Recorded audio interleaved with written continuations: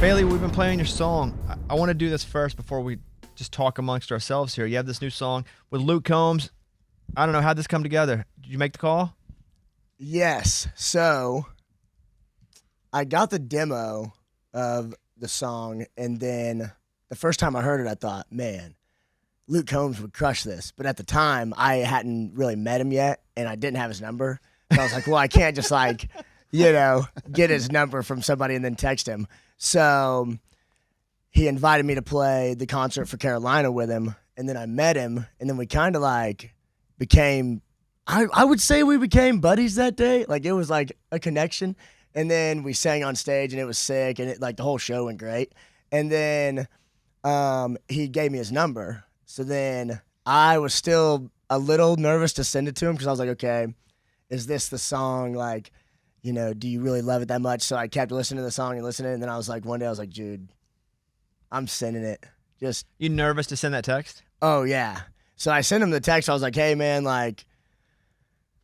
I've been nervous to send you this, but I really think you would crush it, and it's just one of my favorite songs that I've got right now, and I just think you would crush it. So, hey, here it is. And then he didn't respond for, I think, a month. Oh, wow. No a way. month? Wow. A month. That's a long time. Okay. But I had this insider that was telling me, hey, Luke hasn't said no, but he's been listening to it a lot, and he's been showing a lot of people that come into the green room and be like, hey, do you like this song? What do you think of this song? And he's like, man, he's just been loving this song. And then one day out of the blue, so I was like, not a no. He just not texted me back yet. So then he texted me back one day out of the blue, and he just said, this song rips, I'm in. And it was anticlimactic for sure, but it was so full circle moment. That's a pretty funny and story. That's how it came together. I wonder the whole time that you're meeting him the first time and you're becoming buds on that day, because you did volunteer your time to go help, and that's super cool. Like you did with me. Like you volunteered your time to come. So we like you. We like you even before that. But I wonder, your whole time, are you like, I'm just waiting for my moment? You're thinking the whole time, I got this song, and if I get close enough, then I'm going to ask him. I think it was more I've done a couple collabs where I didn't know people, and that's just not very fun, and it's never really authentic and real. So I'd already had this mindset of okay, if I'm going to do collabs with people, I want to kind of know them or be a really big fan of them, or I can't just not know anything about them and then just do it because somebody told me that Sure. I should. So that was kind of my thing, was okay, I'll see if, because I wanted to do the show anyways, just to do the show with Sure. him, and it was I don't know, something about all that stuff that happened really hit me pretty deep, and it wasn't any of my family or anybody I knew, but just seeing everything really hit me deep. So I was like, okay, this feels like a really cool thing I can go do and donate my time and whatever, and it I don't know, could help a lot of people, and yeah. So And it did help a lot of people. yeah, And then you got a song with Luke Combs we're about to play. yeah, It's awesome. Yeah, so yeah, and then I just met him. I was like, if we vibe, then I'm gonna send it to him. And then I felt like we vibed enough. He gave me his number. I'm like, okay, We're vibing, baby. I'm sending it. We're I'm vibing, I'm baby. sending it. I wonder So- it was Luke being like, okay, I'm just going to sit on this song, I'm going to spend time with it, and then I'll reply. But Yes. there's no, what's up with not being oh, hey man, I got the song, I'm just listening to it, we'll circle back. But he just leaves him hanging for a month. But he probably knew there was an insider probably letting him know too. Okay. Like, It's I would the assume, mysterious yeah, it's a Luke mysterious Combs. insider. Yeah. Bailey, I was watching your social media and you were lip syncing all the way in your car, but it was a sports car. Is that your car? Yes. Now you are a truck guy, car guy, automobile guy. Oh yeah. In your blood. Oh yeah. What car was that? I've got a Corvette.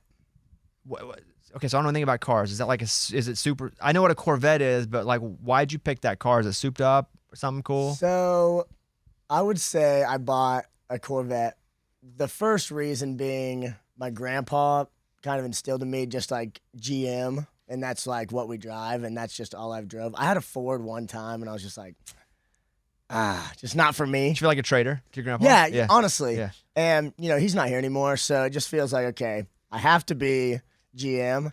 And the second reason is, so, you know how, like, in Miami, like, the dream is a Lamborghini or, like, a Ferrari. But, like, where I'm from in, like, Little, Illinois, it's a Corvette. So, like, if they were, like, loaded and they were making it, they had a Corvette. So I thought, okay, like, if I do something that is, like, a milestone thing or something that, like, I work for, the first thing I'm going to do is buy a Corvette. And then I did. How often do you drive it? A lot. Oh, yeah. Do you ever Drive get it all the tickets? Do you drive fast? time. No, that's the thing. It's twin turboed. So, like, I put a twin turbo setup on it, and I like. What does that mean? I mean, I know like a 2 turbo thingies. Yep. But it just, like, makes it faster? go faster. Yeah. But you don't speed in it. No. Okay. It just makes this noise. It goes whoops like that. And it lets off all the air when you don't use it, because I don't use it to go fast. But when you, like, build up the air in the turbo and then it lets off, it, like, makes this cool sound. And I just love that. So I just love cruising around, and then I'll go whoops. So, yeah. What about the jacked up white truck? Yep. You sell it? You still have it? No, still got it. You're never selling that one? That was Yeah. an emotional. That was an emotional. Oh yeah. Honestly, any of the cars that I like build like kind of like the white truck, I was like so mad at my dad when I was younger, when I was like 16, because he always told me about all these cool cars he had or all these cool trucks he had, but he never kept them. So I always thought, if I ever have the chance to keep stuff for like my kids one day or my grandkids, I'm gonna have something to where I can like give it to them. So yeah, I'm gonna keep so many cars. When you say build, when you build, so what do you do when you build a truck? Well, used to, I would be in the shop with my brothers and my dad, and we would be doing it ourselves. And now I send it to shops and they do it for me. Do they know you know enough about it to know that if they don't do it right, you're going to know they're not doing it right? For sure. And that's the thing, is like, I know how it's supposed to be done, but nowadays we're very fortunate and blessed to where I can like send it off to them. And yeah, so definitely know enough about it and have done it before, but yeah. Whose idea was it to come out at the Houston Rodeo in the jacked up truck? That would be me. It was awesome. Thanks. Yeah. Thanks. I didn't know super how it was gonna go over, but I thought, man, how I can't ride a horse, and I didn't want to act like I can ride a horse. Fair. That's why I don't wear a cowboy hat, because I respect cowboys too much. Yeah. And that's like the thing. So I was like, man, what can I do? And then I thought my thing would be a jacked up. And they were like, oh, you could go out in the SUVs or you could go out in this or that. But I was like, man, I think a jacked up truck would be sick. And then we just so happened to have like this crazy truck that's like orange and white and like the colors of it was just like perfect. Yeah. Thanks. Thank you. Yeah, it was great. I thought it was a super cool way to come out. And then I'm like, man, because Stone Cold at WrestleMania a couple weeks ago came out in a 4-wheeler, and then he wrecked it. He drove into to the wall. Like did you have to be specific? Because you're in it, you're like jumping around, your arms or whatever. Yeah. Like they can't wreck that thing. That's insurance. Yeah, no, we got a good Very driver. safe. Okay, very safe. Yeah, All good right, good. driver. Yeah. There were like 70,000 people at that show. It was, dude, I was so nervous. Do you feel when there are that many people, you have to perform that much harder? Because that's a trap sometimes. Yeah, it kind of felt like, just like, man, I gotta pull up and I gotta pop out. Like, I gotta like really show them like it. I've always had that mindset of, if I have an opportunity and somebody gives me an opportunity, I have to go like as hard as possible so I can like prove to people I can do it, at this level. And I was just like, okay. But I was so nervous. The first song, dude, it was so crazy. I'd never been that nervous ever at a show. Because of the amount of people? I think it was just like, man, I really got a crush, and like, there's a lot of people here, and I know what they expect out of me. And, I've had some fall on my face moments, the last year or so that are tough. So I felt like, man, I got to really come out this year and prove to people that like I know what I'm doing, and I'm like, I belong here, So it was a lot of pressure. But second song in, felt good. Then we were like, let's freaking go. What's up with the Flying V, the guitar? I don't know. I just saw it one day. I go to the Gibson garage a lot just because growing up. So I played guitar when I was like, I think I was like 9, 10, and 11. I played guitar for like 3 years, and so got into like Gibson and like Les Pauls, and I knew a lot about it, and I could like kind of play, but then I just like put it down and got bored and started doing something else. And then so I think I sold it for a pair of like Jordans or something. I don't know, whatever. But so when I got back, like when I got into like singing and stuff and needed to learn to play guitar, it kind of helped me like remember a little bit. So it gave me a little bit of head start. But I always remembered like wanting a Gibson Les Paul so bad. So Gibson here in Nashville was always so welcoming and like wanting me to come in. So I just would kept going in and kept going in. And dude, I have so many Gibson guitars in my house, dude. It's insane. And one day the V was just staring me right in the face. And I was like, that is freaking sick. That's a sick guitar. So I bought it. And then now I just play it. And it's fun. It plays so well. I've actually learned how to play live on the V. So it's like kind of like my main guitar. Do you do the thing now where you have so many they come and switch them out during shows? It's so sick. That's a baller. Yes, that's a baller level, dude. When you do that, it's so sick. Yeah. It's so sick, man. They'll come out and like give me another guitar, and I'm just like, I'm literally in a movie right now. Like I'm literally in a movie. People are just giving me guitars. I'm just playing this. It's so crazy.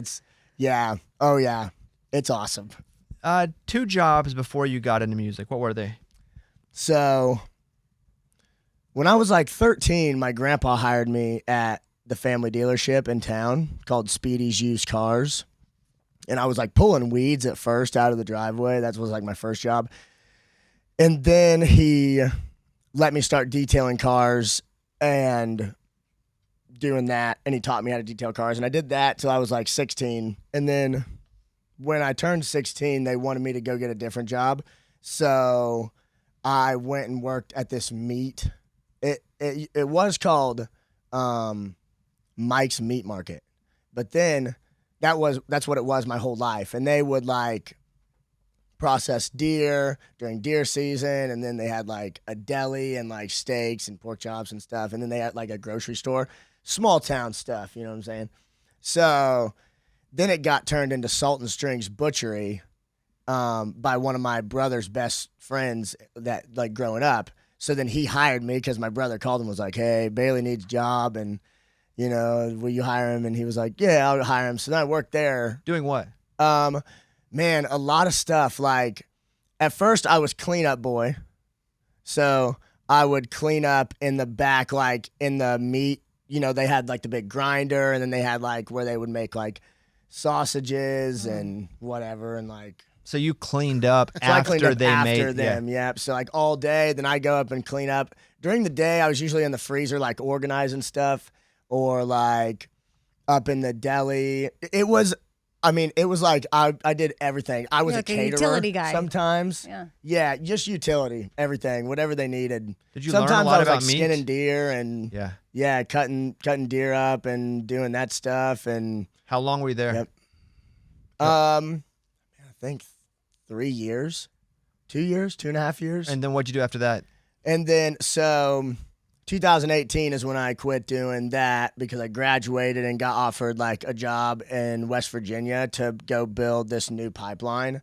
So then I was like, yeah, that's what I really want to do. So then packed my truck, went to West Virginia, did that. And then that's what I did as the job. And then I joined the union. So I joined the union in West Virginia, and then I ended up switching my union to the laborers union in Illinois around where I'm from because I moved back home. And then when you're in the labor union, what I wanted to do was pipeline, but then sometimes when there wasn't like jobs available or just nothing going on, you would go do like road work or building like railroad stuff or literally anything. Like whatever. I'm just like, dude, I just need to make some money. So give me a job. And then, yeah, so I was like, I was building pipelines, but then that kind of stopped. And then I remember, you know how they got to put the cones down the middle of the road when somebody's, when they got to work on the other side? I was the guy in the back of the truck, like dropping Dropping the cones. cones? Dude, it was the Oh, is worst. that nerve-wracking? Because it was kind of fun actually, because you're like, it's kind of fun because I got ADHD really bad, so I was just really focused on those lines. Like, it was fun, but then picking them up, the oil. You would go home and you'd have like oil stuck to you, and like, it was the worst. But setting them out was fun. I actually enjoyed it. I won't lie, it was kind of fun. But then after that road job, I did some concrete stuff, and then my last job I had was actually this railroad, and we had to like rebuild this railroad bridge so the railroad could go over the bridge, and we had to like rebuild it, and it was like crazy. And then that's what made me really want to be like, man, I really hate this, and I really hate what I'm doing, and I really want to try something else. So that's when I low-key started trying to sing, trying to build trucks on the spare time, and then eventually like started singing on TikTok, and then now we're here at Bobby Bones. Just like that. How about this? How about this house you bought? How are you being a homeowner? So it's really cool. I'm very blessed. First and foremost, very blessed to have a roof over my head Pretty and big to roof, be able. pretty big roof. Yeah, it's a blessing, and it's just a lot. It's a lot to take care of, and I don't know anything about it. So like so who do you I had call? so many problems with my house. Wait, I had who- so I have this guy, and his name's Shanzi, and he is a legend. Does he do it all? And he just does it all. He like helps me out. He'll be like, hey, dude, that right there, you need to watch out for that. That could be like water. Look at this. And I'm like, okay. And he's like teaching me all this stuff because I didn't have time to learn, but I needed a house. So I was like, okay. And then we ended up having insane problems with my house. It was, That they didn't get an inspection, So we did. but they didn't catch it, or you Yeah, didn't. basically, like Really? they just didn't catch it. We had an issue like that. It's the worst, and I'm just like, okay, whatever. I'm like, all things that are bad are good. I believe that, so I'm like, whatever. But we had to redo the whole outside of my house, and What do you mean outside? Like the So there's like wood in a lot of the places, and then there's like that wood wasn't sealed behind, so I had to like rebuild some walls, I had to rebuild the whole entire like outside of my house. So he can do It meat, was he can do crazy. trucks, he can build houses. Yeah, the guy's of got it. all the skills. But so yeah, did Shanzi teach you or you? Well, I didn't do it because I've been on tour and I've been trying to get this new but album he done. could if he wanted to. But Yeah. If he wanted It to was teach done. It himself, had he to be could. done. That but sucked. definitely, yeah. Shout out Shanzi, out honestly. Shanzi. That guy How'd is a you legend. meet Shanzi? So I've got this manager named Chief, and Shanzi comes of a world from Chief and all the bands that Chief has been with. So he's kind of been the guy for multiple people, and I just so happened like to get so lucky and get Shanzi when he didn't have an artist. So then now he's like with me, and he like helps me keep my house, Be an adult. learning how to be an adult with Shanzi. Yeah. It's a TV show. That's a series, yeah. Yeah. Yeah. Bailey, man, it's good to see you, buddy. Yeah, thanks. Thanks for having me. Just here, been man. killing it. Your hair looks great. Never seen Thank it you. so full. It's just so full and Thank you. yeah. You're just so happy. I love Are you it. growing it? He's this energy. This is No, Bailey I know. energy. Like, Yeah, it's this good. is. It's just it's Yeah. like kid in a candy store sort of thing. Like you feel like you're just living a dream. Isn't this kind of a dream? Yeah. Like this is what we do for work. We just sit around and talk about stuff. You play massive shows and Yeah. It's insane. But it's at actually some crazy. point, sometimes people get to a point where they're like over it, or they have a different attitude about it. But Yeah. I love that you still have like it's all still a dream energy, because you could go another direction. So I hope you never change, because I love it. Yeah, I would say that I almost went a different direction. I went through like a rough time, like the last it was like last year before. I just like had this rough patch where I almost went the other way, and then I just like had this one day where I was like, okay, you got to choose to be happy, and you have to choose to like love this, and like right now, really, you're just not appreciating what God has given you, and like this is going to be really hard for him to like show you what you need to do and like what you're made here to be if you're just going to be like negative all the time. And then now I'm not. because it's like I'm honestly just grateful I'm alive and that I have an opportunity to be like on radio shows and talk about my, stuff. And yeah, this is like a huge blessing. So definitely almost went there, but now we're back. We're back, man. And let's freaking go. We're back. Bailey's got the New to Country 2025 tour. Dylan Marlowe and Drew Baldridge on with Bailey.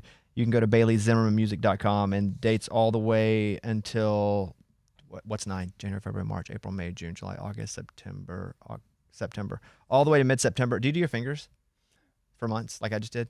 Yeah. Do you know what month is 11? Well, 11's easy. I usually just go back to. I just have to go to January, February, March. You do fingers. what? That's what I'm doing. Yeah, that's what I was doing. Fingers. Yeah. And then I'll look down and be like, Yeah, me same. Guys, y'all don't know that August is 8. No. And I failed September's math. 9. I know December's 12 and November's 11. I know January and February. July 7. Yeah, I don't know the mids. Like 6, 7, 8, 9 is when it gets a little tricky for me. yeah, Like what's 6? it's embarrassing. June. 6, June. There you go.